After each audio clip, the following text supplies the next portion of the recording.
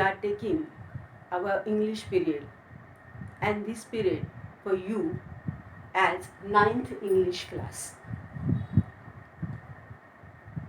Students, we are really thankful to our Shri संत ज्ञानेश्वर शिक्षण mandals chairperson Honorable Sonu Bhau, our school Maharana Pratap High School's headmaster Sri Shinde sir, and Ahilya Devi Kanya Vidyalayat's headmistress Mrs. Prachi Desai madam, because by their guidance and their grace we are taking this 9th class study from home this activity. मुलांनो, आपण कोविड-19मुळे शाळेमध्ये प्रत्यक्ष भेटत नाही आहोत, म्हणून आपण हा उपक्रम सुरू केलेला आहे, जो आपण या व्हिडिओद्वारे तुम्हाला आपले जे पुस्तक आहे, टेक्स्टबुक आहे, या टेक्स्टबुकमधलं जे काही कंटेंट आहे ते तुमच्यापर्यंत पोहोचावं आणि तुम्ही त्याचा घरी बसून अभ्यास करावा. जर तुम्हाला या व्हिडिओमधून काही नाही समजलं, समजा तुम्हाला वाटलं की हे आम्हाला कळत नाही आहे, तर हे बाईंनी एक्सप्लेन करावं, तर तुम्ही नक्की तुमच्या व्हॉट्सॲप ग्रुपमधला तुमचा जो पर्सनल ग्रुप आहे त्यावर तुम्ही त्याचा फीडबॅक द्या. कोणत्याही विषयामध्ये जर तुम्हाला काही अडचण असेल तर तुम्ही नक्की ते माझ्यासोबत ॲज वर्ग शिक्षिका म्हणून तुम्ही ते माझ्यासोबत शेअर करू शकता. So we are taking the first, that is 1.1 English text, that is the poem. First is the poem 1.1, Walk a Little Slow.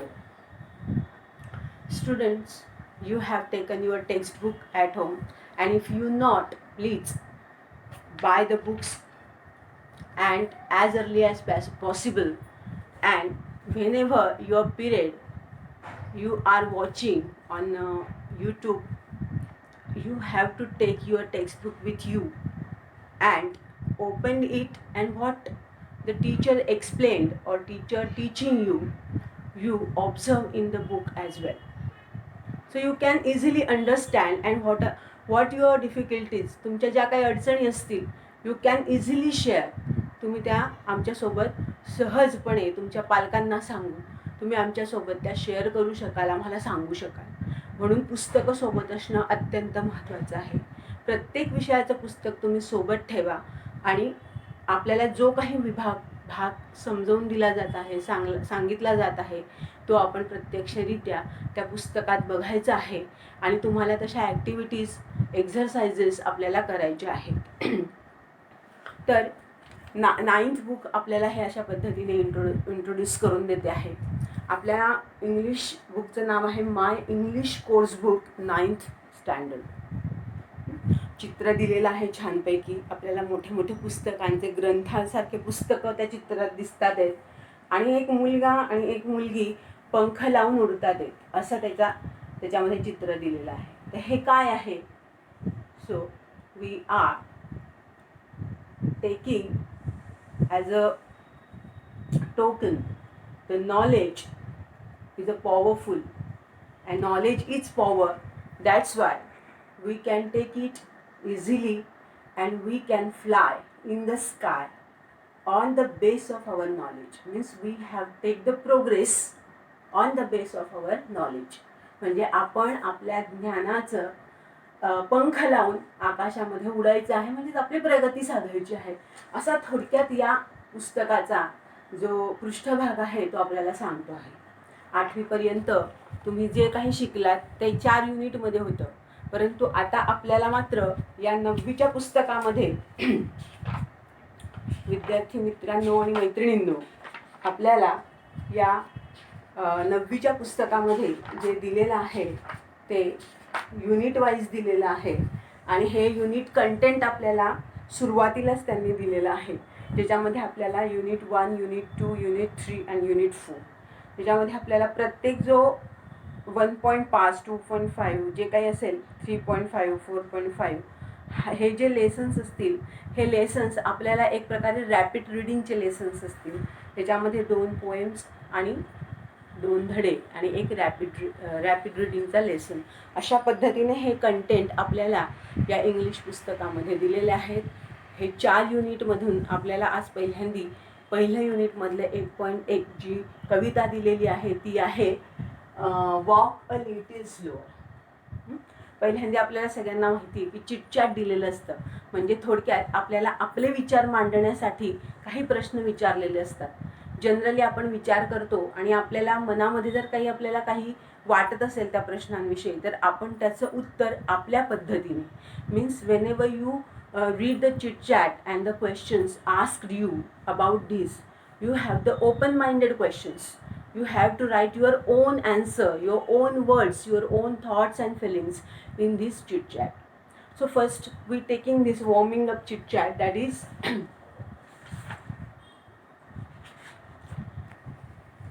बघा इथे दिलेलं आहे. From pairs or groups of 4, use these questions to start a conversation with your friends. म्हणजे तुम्ही आता आपण 4 ते 5 मुलांचा ग्रुप नाही करू शकत, परंतु प्रत्येकाला इंडिव्हिज्युअली प्रत्येकाला व्यक्तिशः हा प्रश्न विचारलेला आहे. कोणता?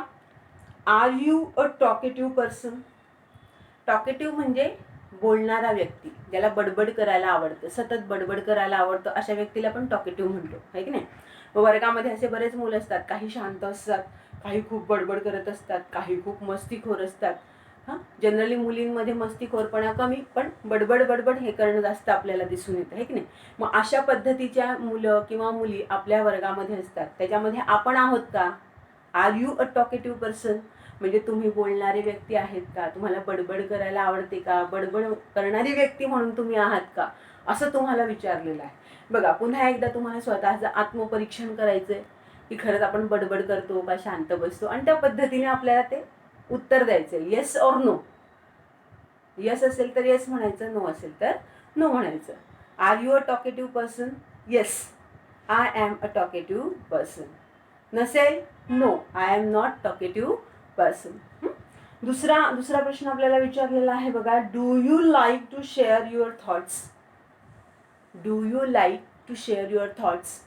तुम्ही तुमचे प्रश्न तुमचे प्रश्न जे काय असतील किंवा तुमचे विचार असतील ते तुम्ही इतरांना सांगतात का? तर सांगत असाल तर काय म्हणायचं? Yes, I share my thoughts. मग कोणाला पण? I share my thoughts with my parents, I share my thoughts with my friends, I share my thoughts with my grand parents, असं आपण सांगू शकतो, है की नाही. Elder sister. So you talk to your elder sister, elder brother, your grandparents, your parents or your friends. You can write anyone and you answer and reply of this question. म्हणजे या प्रश्नाचं उत्तर तुम्ही अशा पद्धतीने देऊ शकता. पुढचा जो आहे विचारलेला आहे तो मात्र open minded and explained question आहे बघा. What would you like to do after 10th? म्हणजे 10वी नंतर तुम्हाला काय व्हायला आवडेल किंवा काय करायला आवडेल. आता बघा, भरपूर कोर्सेस किंवा भरपूर प्रमाणात आपल्याला वेगवेगळ्या ब्रँचेस, कोर्सेस, छोटे छोटे स्पॅन असलेले कोर्सेस, एक वर्षाचा, 2 वर्षाचा, 3 वर्षाचा, असे अनेक, आणि डिप्लोमा म्हणा किंवा ग्रॅज्युएशन म्हणा, अशा पद्धतीचे आपले जे कोर्सेस आहेत जे 10वी नंतर आपल्याला करायचे असतात त्याविषयी आपण सगळेजण माहिती घेतच असतो. पण नेमकं आपल्याला काय व्हायचं आहे हा मात्र तुम्हाला पुन्हा एकदा आत्मपरीक्षण करणारा प्रश्न आहे. Introspection. You have to do your own introspection and then you write your own answer. म्हणजे तुम्हाला 10वी नंतर नेमकं काय, आता प्रत्येकाचं वेगळं वेगळं उत्तर असेल. मी सांगेल असं उत्तर तुम्ही लिहा असं मी अजिबात म्हणणार नाही. तुम्हाला जे वाटेल, तुम्हाला जे व्हावंसं वाटतं आहे तेच तुम्ही लिहायचं आहे. अगदी कोणाला असं जरी वाटलं की मला आर्ट्समध्ये ग्रॅज्युएशन करायची इच्छा आहे, so you can write like this way की I would like to do the graduation in art faculty. अशा पद्धतीचं सुद्धा तुम्ही उत्तर लिहू शकता. त्याच्यासाठी तुम्ही अगदी काय I want to IPS, IAS, आपल्याकडनं काय नेमकं आपल्याला काय वाटतं तेच लिहा. जे आपण होणार आहोत, जे आपल्याला व्हावंसं वाटतं तेच लिहा, जेणेकरून आपल्याला हा ओपन माइंडेड म्हणजे आपल्याला स्वतःला विचार करण्याला लावणारा हा प्रश्न आहे जो 10वी नंतर तुम्ही करणार आहात. ठीक आहे. हा झाला चिटचॅट. चिटचॅट हे आपल्याला आपल्या क्लासवर्कच्या वहीमध्ये लिहायचं आहे. जे काही तुमचं असेल, आता मी जे पद्धतीने तुम्हाला सांगितले उत्तरं, हे तुम्हाला तुमच्या वहीमध्ये लिहून घ्यायचे. हे मी तुम्हाला रेडीमेड काहीही लिहून देणार नाही, फक्त मी तुम्हाला सांगेल. कारण बिफोर द रीडिंग आपलं थोडंसं नॉलेज अपडेट करण्यासाठी आपल्याला ही ॲक्टिव्हिटी असते. पुढचं आपल्याला आहे माय थॉट्स. माय थॉट्समध्ये आपल्याला असं म्हटलेलं त्यांनी की form a group of 4 to 6, discuss the following with your friends in the group and then complete the sentences. आता पुन्हा इथे आपल्याला वाव असा आहे की आपल्याला जे दिलेलं आहे, चार्ट दिलेला आहे किंवा आपल्याला एक वेब दिलेला आहे, त्यामध्ये आपल्याला आपल्या स्वतःचे वर्ड्स टाकून ते वाक्य कंप्लीट करायचे. पुन्हा एकदा हे आपल्याला डिस्कस करून लिहायचं आहे. आता मी असं फळ्यावर लिहिलेलं बघा, my thoughts. I would like to talk to my mother about. So about तिथे एक उत्तर लिहून दाखवलेलं आहे पहा आपल्याला की swimming lessons. I would like to talk to my mother about swimming lessons.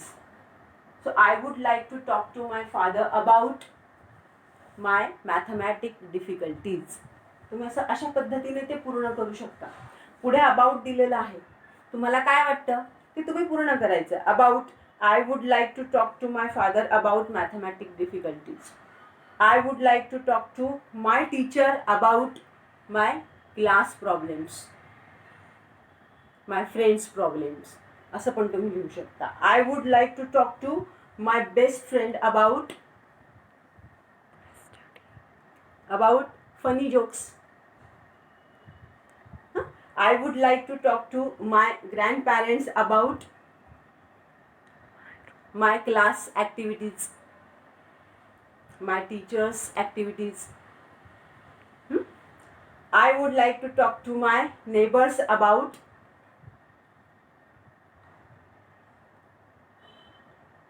my own activities or food items. These type of the words you can fill up there and you make or complete the sentences. So there is the discussion, but now you can discuss at your home with your parents, with your sister, brother, and you can write these types of the constructions and the sentences complete there. अशा पद्धतीने हे आपल्याला पूर्ण करायचं. जसं आपल्याला हे दिलेलं आहे तसं आता आपल्याला सुरुवातीला हे शेवटी भरायचे होते. अबाउट नंतर म्हणजे आपल्याला कोणाविषयी बोलायचं आहे, कशाविषयी बोलायचं आहे म्हणून ते शेवटी दिलं आपण. आता इथे बी मध्ये आपल्याला कसं दिलंय बघा, I would like to learn to. I would like to learn to. आता इथे दिलेलं आहे टिंब टिंब फ्रॉम माय बेस्ट फ्रेंड, है ना. I would like to learn to. मग इथे मी टाकलं make craft from my best friend. म्हणजे मी माझ्या मैत्रिणीकडून काय बनवलंय शिकली, कसे क्राफ्ट तयार करायचं. क्राफ्ट म्हणजे हाताने बनवलेल्या वस्तू कशा तयार करायच्या त्या मी शिकले, है की नाही. I would like to learn to listen. Sorry, I would like to learn to टिंब टिंब from my grandfather dot dot dot from my grandparents. So I would like to learn to listen stories from my grandfather और grandmother. हां, मग इथे तुम्ही अशा पद्धतीने आपले स्वतःचे जे वर्ड्स असतील ते टाकायचे आहेत बघा. I would like to learn to dash dash dash from my teacher. I would like to learn to speak English from my teacher. असं तुम्ही तिथं टाकू शकता. तुम्ही तुम्हाला जे वाटतं, लर्न करा असं वाटतं, जे शिकायला वाटतं, शिकायला आवडतं, याचा अर्थ काय होतो माहिती का. आय वुड लाईक टू, मला हे करायला आवडेल, मला हे शिकायला आवडेल. I would like to learn to, मला हे शिकायला आवडेल. I would like to talk to, मला हे बोलायला आवडेल. अशा पद्धतीचे हे वाक्य आहेत की आपल्याला काय करायला आवडेल म्हणून आपले विचार तिथं मांडायचे थोडक्यात. म्हणून हे आपल्याला कंप्लीट करायला दिलेलं आहे, जे आपण घरी कंप्लीट करणार आहात. I would like to learn to dot dot dot from my neighbour. I would like to learn to play chess from my neighbour. I would like to learn to, त्यांनी दिलेले खाली, play chess from my cousin. तुम्ही दुसरं आणखीन काही टाकू शकता. हां, अशा पद्धतीने हे जे वाक्य आहेत हे आपल्याला कंप्लीट करायचे. तसंच तिसरे पण सी मध्ये पण आपल्याला असंच करायचं. I hesitate to talk to my. आता इथे त्यांनी वेगळं दिलं की मला बोलायला काय म्हणूया की मी कचरते, मला बोलायला मी कचरते किंवा मला बोलायला कसं तरी वाटतं. काय काय वाटतं बघा ते. I hesitate to talk to my father about my studies. I hesitate to talk to my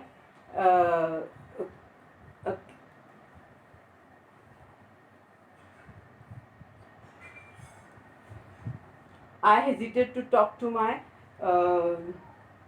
English grammar about my English grammar. तर तू कोणाविषयी, तुम्हाला कोणाशी बोलायला काय वाटतंय तर ते फादर, मदर, फ्रेंड्स किंवा your uncle, your elder sister. So you can write this type of the words here and make complete the sentences. So these are the activities of the my thoughts. And तुम्हाला तुमचे विचार, तुमचे शब्द, तुमचे वाक्य तयार करायचे आहेत. आणि अशा पद्धतीने ही ॲक्टिव्हिटी आपली पूर्ण होणार आहे. समजा या ॲक्टिव्हिटीमध्ये सुद्धा तुम्हाला बाजूला त्यांनी एक हे दिलेलं आहे की तुम्हाला असं विचार करायला भाग पाडणार असं त्यांनी म्हटलेलं आहे की allow the students enough time to talk about their thoughts and feelings. They may use their mother tongue in the course of the group discussion, but they should complete the sentence in English using their own ideas and experiences. म्हणजे तुम्ही बोलताना, discuss करताना आपण आपल्या लँग्वेजमध्ये discuss करू शकतो, पण हे मात्र आपल्याला सगळं इंग्लिशमध्येच कंप्लीट करायचं आहे. अशा पद्धतीने तुम्ही हे डिस्कस करा आणि हे लिहून काढा. ठीक आहे. प्लीज फक्त कुठल्याही गाईडमधनं किंवा कुठल्याही काय म्हणू आपण पुस्तकांमधनं कॉपी करू नका. तुम्ही तुमच्या स्वतःच्या मेंदूला थोडा जोर द्या आणि हे मी अशा पद्धतीने जे लिहिलेलं आहे ते तुम्ही हवं तर डिस्कस करा आणि मगच ते लिहा. ते लिहिताना तुम्हाला अनुभव येईल की आपल्याला वेगवेगळे शब्द तिथे टाकायचे आहे. आणि अर्थातच ही एक वेगळ्या प्रकारची वाक्यरचना आहे जी आपण आपल्या बोलण्यामध्ये, आपल्या लिहिण्यामध्ये वापरू शकतो. अशा पद्धतीची ही वाक्यरचना आहे ज्याच्यामध्ये आपल्या विचारांना आपल्याला लिहायचं आहे किंवा आपल्या विचारांना एक प्रकारचं काय म्हणूया आपण त्याला स्फूर्ती मिळणार आहे की कसं लिहायचं आणि कसे आपले विचार आपल्याला मांडता येतील या ॲक्टिव्हिटीजमध्ये. नंतर आपण बघणार आहोत ती म्हणजे आपली walk a little slower poem. तुम्ही पुस्तकं उघडे असाल किंवा तुमच्याकडे पुस्तकं नसतील तर मी तुमच्यासमोर हे पुस्तक ठेवते, मी वाचते आणि आपण पूर्ण पोएम आज वाचून घेऊया. तर पहिल्यांदा आपण टायटल बघूया. Walk a little slower dot dot dot.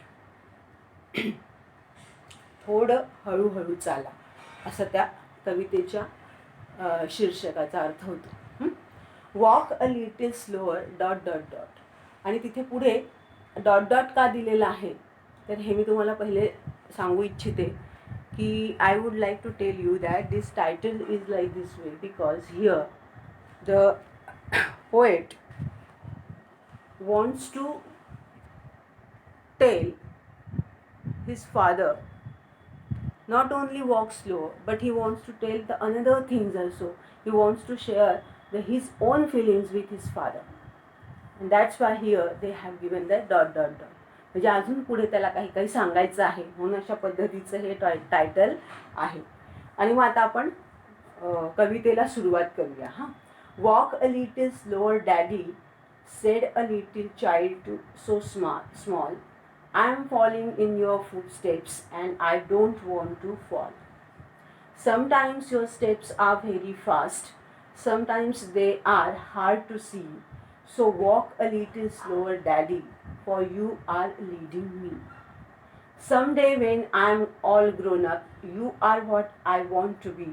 Then I will have a little child who will want to follow me. And I would want to lead just right and know that I was true. So walk a little slower, daddy, for I must follow you. Author is unknown, means here the unknown poet is unknown. So this is the poem. In a very simple language. Not so much difficult words. त्याच्यामध्ये कुठेही कठीण शब्द त्यांनी वापरलेले नाही. But the meaning is deep. पण त्याचा अर्थ मात्र खूप खोलवर आहे. What is this? So we always copy We always imitate our mother or father. We imitate our parents. We always see them as a role model. As a role model, we are thinking about them. So children, you all are thinking that your parents or surrounding persons as a role model, as a role model. So आपण आपल्या आजूबाजूला जे लोक असतात, उदाहरणार्थ आपल्या घरामध्ये आपली आजी असते, आई असते, वडील असतात, यांना आपण काय मानतो? आपलं रोल मॉडेल मानतो, आपले आदर्श मानतो आणि त्यांच्यासारखं आपण बनायची इच्छा व्यक्त करतो. मग त्यांना जर आपल्याला फॉलो करायचं असेल तर आपल्याला त्यांच्या फिलिंग्स चांगल्या पद्धतीने कळल्या पाहिजे. असा थोडक्यात या कवितेचा एक भावार्थ आहे, जो मी तुम्हाला आता उद्या सांगणार आहे. I will explain this poem tomorrow and we will stop here. If you have any difficulties while discussing all these activities and the poem, please give me the feedback and tell me your problems or difficulties. जर तुम्हाला काही कठीण वाटत असेल किंवा एखादा भाग समजला नसेल तर तुम्ही नक्की माझ्याशी शेअर करा. आपण ते पुन्हा एखाद्या व्हिडिओमधनं ते एक्सप्लेन करूया. ठीक आहे. आपण आता इथे थांबत आहोत. दुसरा व्हिडिओ जो आहे दुसऱ्या भागाचा तो मी तुम्हाला उद्याच्या दिवशी म्हणजे उद्याच्या भागामध्ये मी तुम्हाला तो एक्सप्लेन करून सांगते. पूर्ण पोएम ही कडव्यानिशी मी तुम्हाला ती एक्सप्लेन करून सांगणार आहे.